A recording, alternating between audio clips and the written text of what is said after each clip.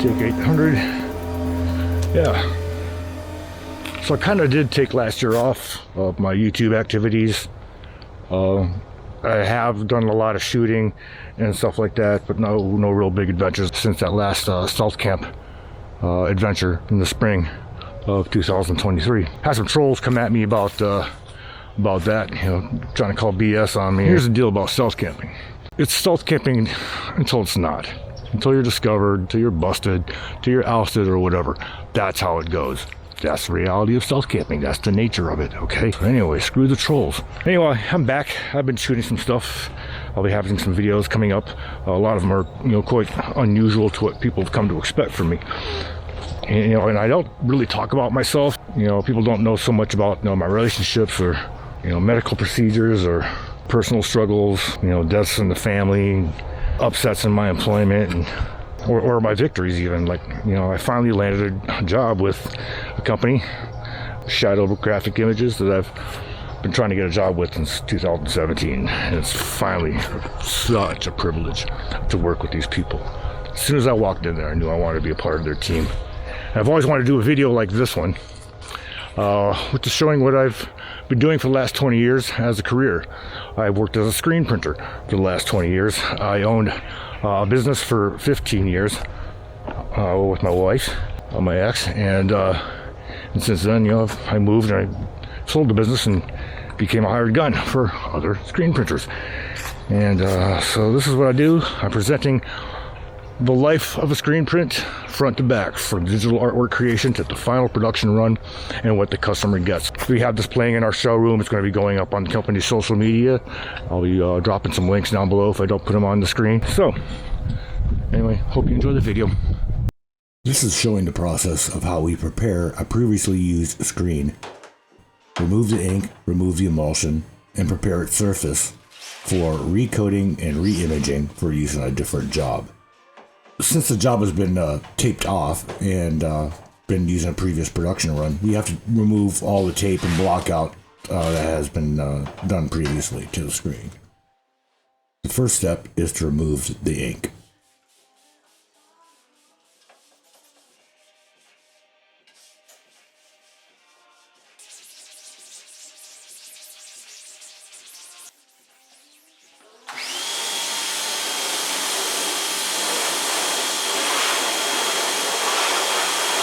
The process is done to both sides of the screen in order to ensure that complete removal of the ink and emulsion has been achieved. After the ink removal, the next step is to remove the emulsion, again, from both sides of the screen.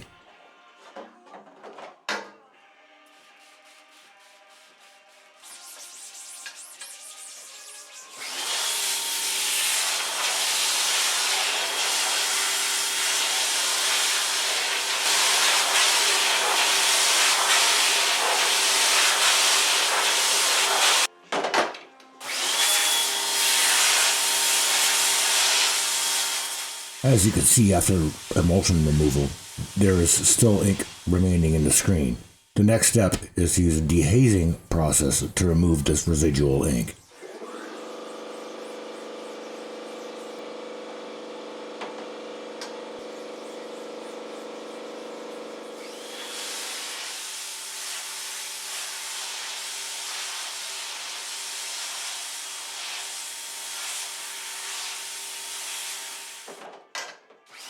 After the dehaze process, the final step is degreasing both sides of the mesh once again. This ensures that we have a perfectly clean and clear screen to be recoded and re-imaged again for a future job.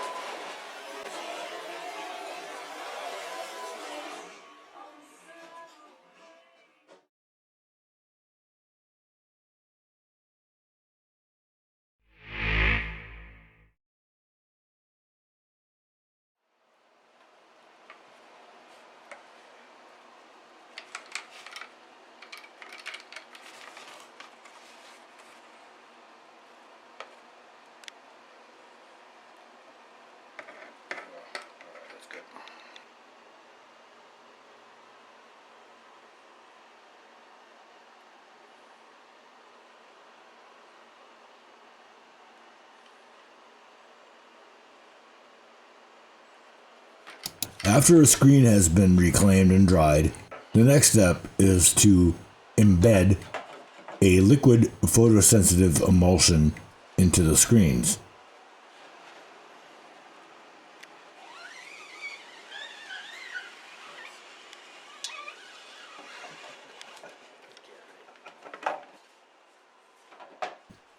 After that is dried, it's ready to be imaged.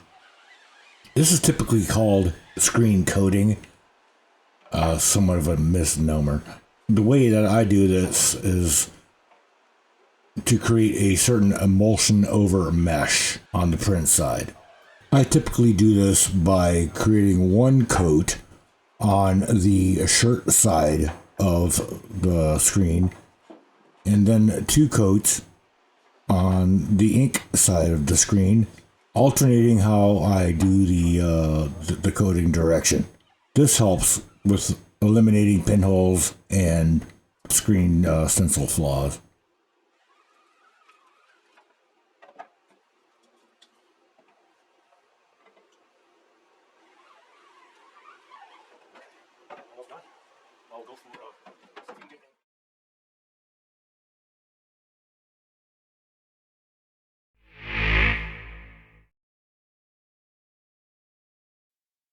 It all starts with digitally processed artwork in professional editing software, in this case, Adobe Photoshop.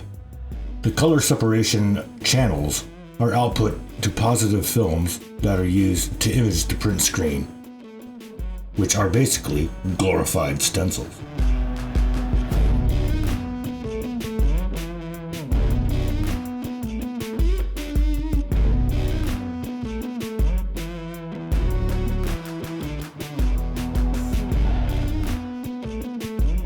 Commonly called transparencies or films, these are roughly registered in position to each other on each of the previously sensitized print screens.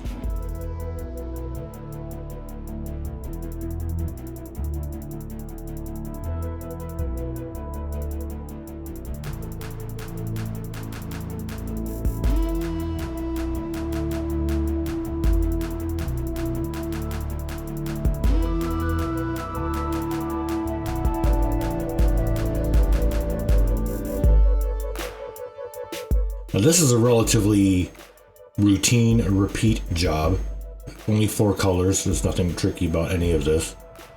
Decisions are made about print order and about screen mesh count, meaning threads per inch on the screen, depending upon the print order and what is required of the production.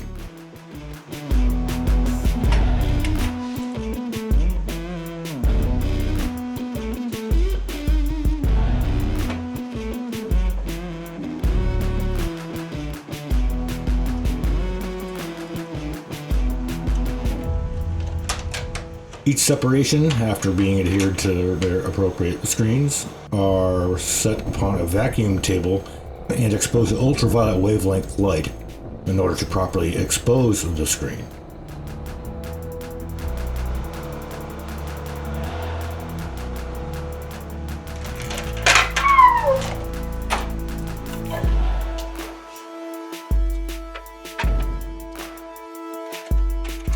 This hardens the non-image area of the screen and leaving the covered area by the stencil soft. That we can rinse out later, which I will show.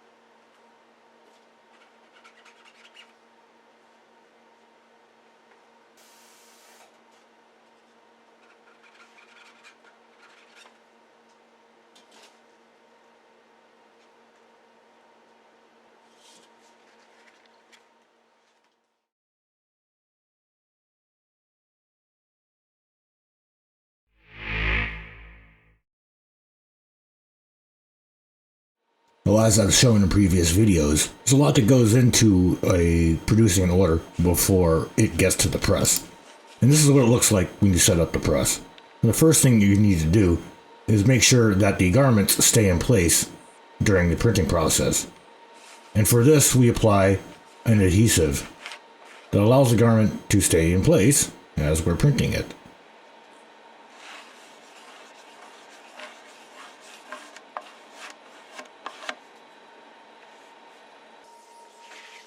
And then we stage the shirts themselves for production, generally sorted by size and color as needed.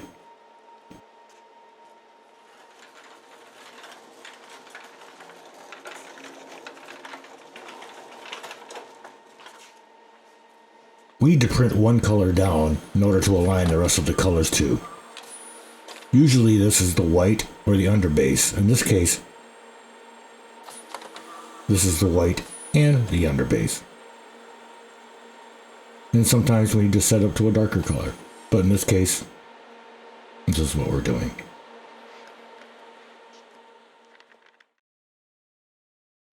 This print is being flash cured by heat. This will partially gel the ink so that it's dry enough to be overprinted on without a blending that is unnecessary.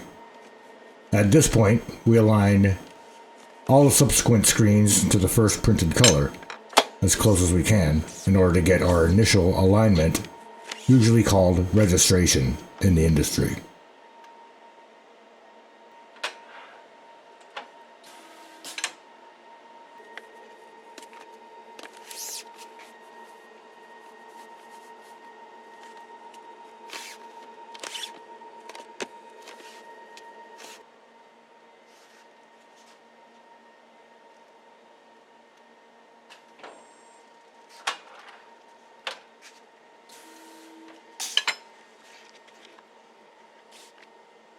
After all the screens have been aligned to the original print color, we add ink to the screens. And don't call it paint. That's offensive. You don't print your house. You don't paint your flyers, do you? I don't know. Maybe you do. I don't know. Whatever. Don't call it paint, okay?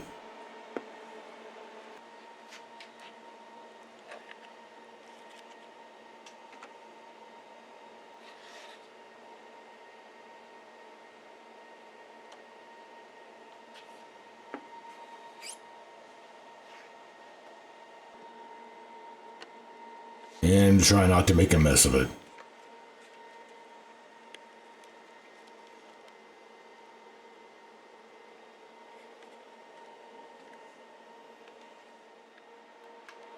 And then the initial test prints begin.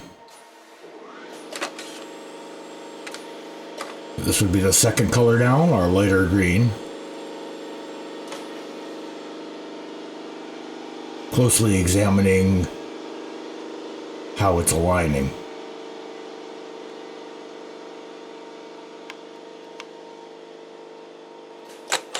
Here's our third color, our second darker green.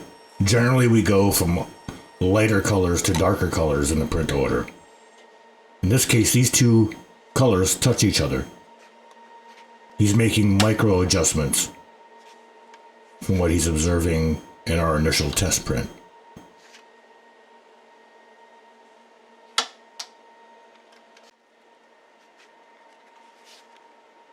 Our fourth color, black.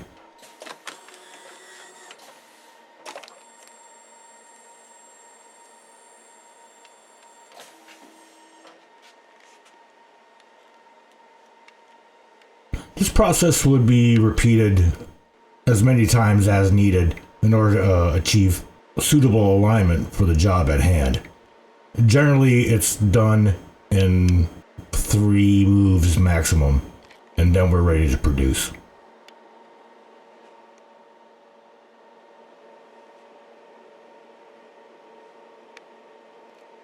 Laser alignment is used to help us achieve very precision alignment.